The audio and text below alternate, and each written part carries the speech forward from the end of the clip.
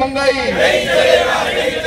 घटता कमीशन बढ़ती महंगाई, जिंदाबाद जिंदाबाद, अरे जिंदाबाद जिंदाबाद, जिंदाबाद जिंदाबाद, जिंदाबाद जिंदाबाद।